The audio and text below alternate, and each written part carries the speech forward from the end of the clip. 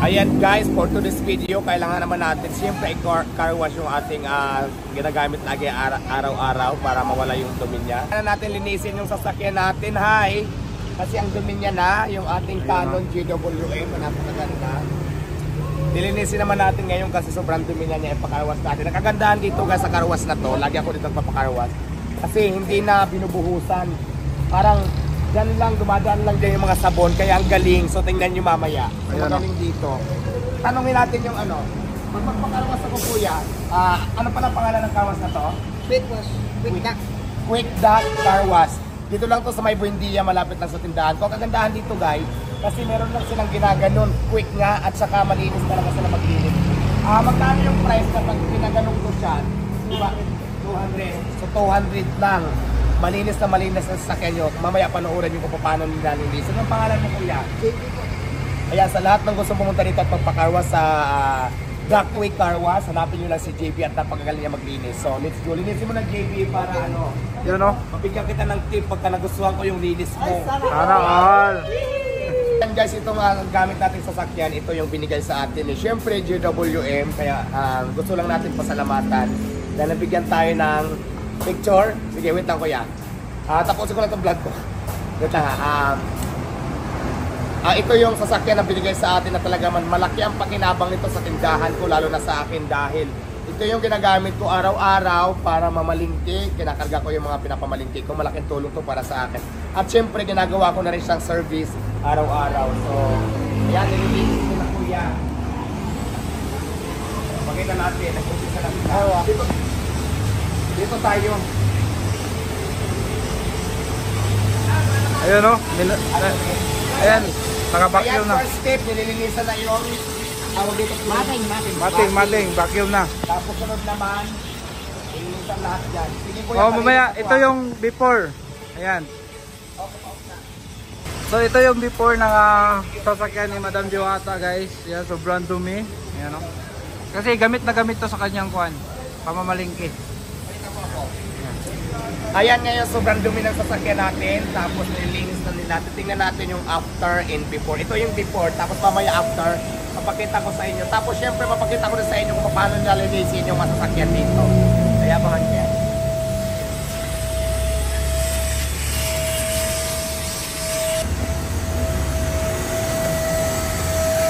So ayan, binabacuum na ni kuya yung loob dahil sobrang dami ng alikabok at saka siyempre mga buha-buhangin pag umaakyat tayo. Tapos siyempre may mga stain, may mga mancha na siya ng mga, hindi ko alam kung yung mga mancha na yan. Tapos sa likod yung mga mantika. Mga mantika. So ayan, may mga mantika dito. Ipapalinis natin yan lahat.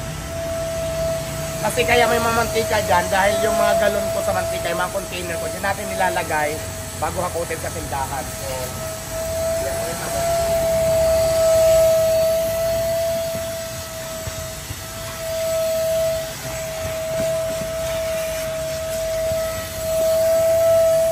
Dala-dalawa ang naglilinis, kaya dito ako ay magaling dito.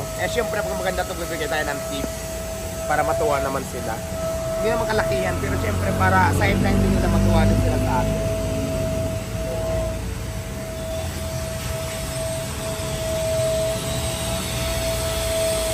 Sige mamaya. Ayan guys, nakita nyo na kagandahan dito kasi may mga ganyan sila oh, pakita mo.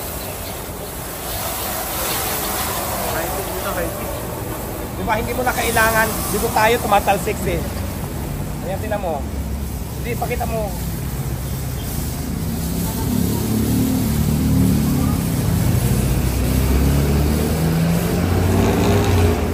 Hindi mo na kailangan isprehan yung ganon yung hose. Kasi sabon, tubig, meron nang lumalabas dun sa machine na gumaganong ganon. Kaya perfect. At saka napakadali lang ng ano nila dito. Pakita mo. Ayan, natin na muna. Dinaanan lang siya ng machine, tapos mayroon ng mga sabon, tapos sa kanila gaganyanin. Mamaya-maya pagbanlaw, ganun ulit yung gagawin nila, kaya napakabilis. Dito lang yan sa, kaya pala, Quick Car Wash sa may Buendia. Malapit ng susundahan ko, idiretso ka lang. Liko ka lang ng Buendia. Dito makikita itong car wash na to. Kaya sa lahat ng gusto magpa-car wash, pumunta na kayo dito. Perfect. Pakita mo lahat.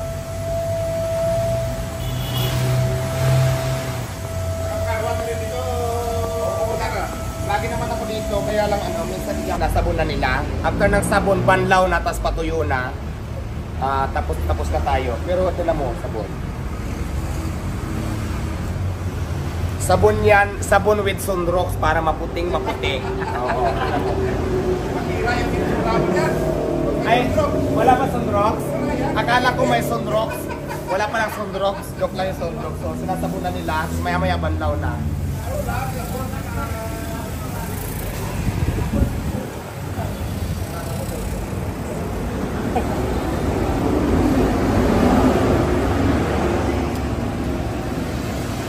Yan guys, pinapanlawan ng ating sasakyan. Ipakita mo.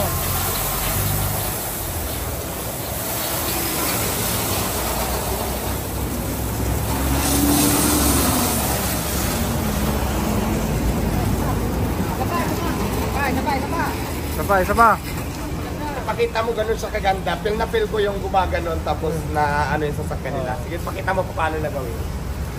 Isa pa.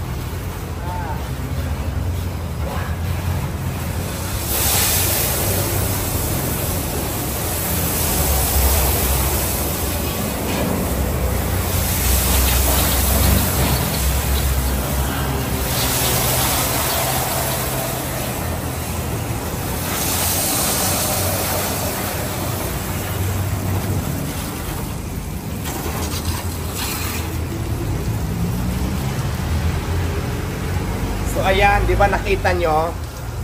Napakabilis lang. Pag sabon, umiikot-ikot lang siya. Lalagyan lahat, tapos gaganon-ganonin siyempre ng tao. Kailangan pa rin ng tao. Tapos pag panlaw, ganun ulit. Ang resulta, nakita nyo kanina kung gaano siya karumi.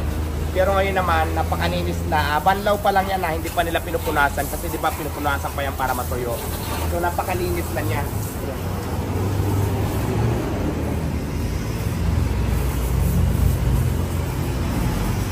Ang linis na, ikutan mo. Ikutan natin.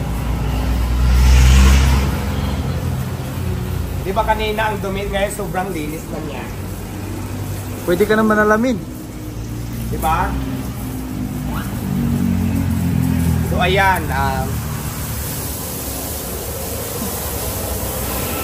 maraming salamat pala. Gusto ko lang pasalamatan GWM dahil sa sasakyan na to. Maraming salamat at malaking bagay ito at malaking tulong ko para sa akin. Araw-araw na nagagamit ko siya ng maayos at gamit ko talaga sa tindahan ko dahil ito ang ginagamit ko, mamalingki, service ko. Ito na lagi ang kasama ko araw-araw kaya napakaganda ng sasakyan na to. Pakita mo.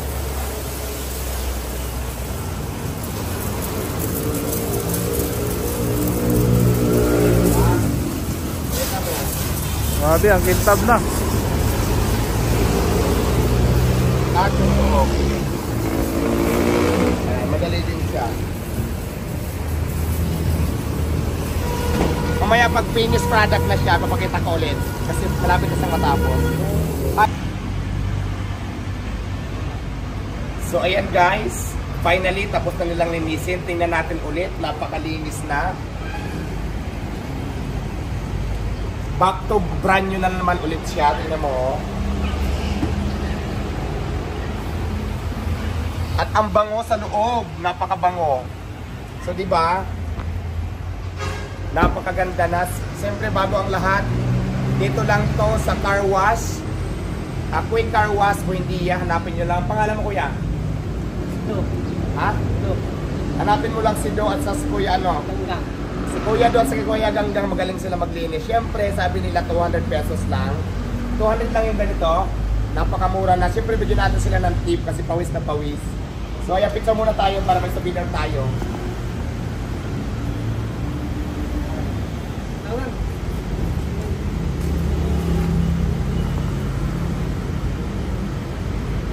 So, 200 pesos. Magbigay ako ng tip. 200 muna. Bayad muna tayo.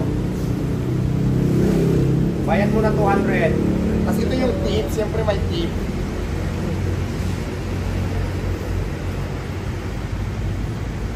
Ayan, 500 kayo.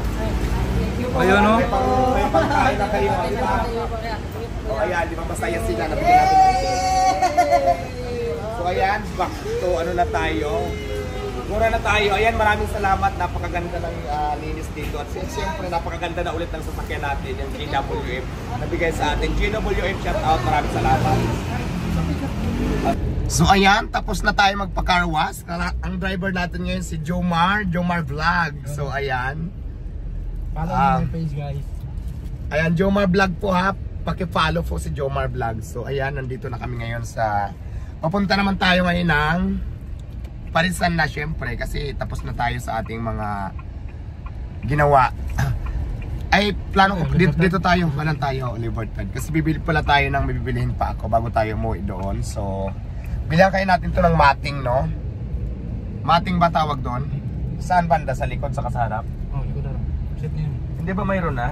Well, yung kung talaga yung kuma na sasalo ng tubig at saka likod. So, ayan, papunta naman kami ngayon sa Libertad. At bibili ako ng pang-ahit, tapos bibili kami ng mating. So, ang ganda na ng sasakyan, ang linis na pack. Linis. Oh. Before and after. Nagmukha na siyang bago. So ayan guys, please like, follow, and share. Huwag kalimutan mag-subscribe sa Diwata Paris Overload official account sa ating YouTube channel. Ayan, maraming salamat guys.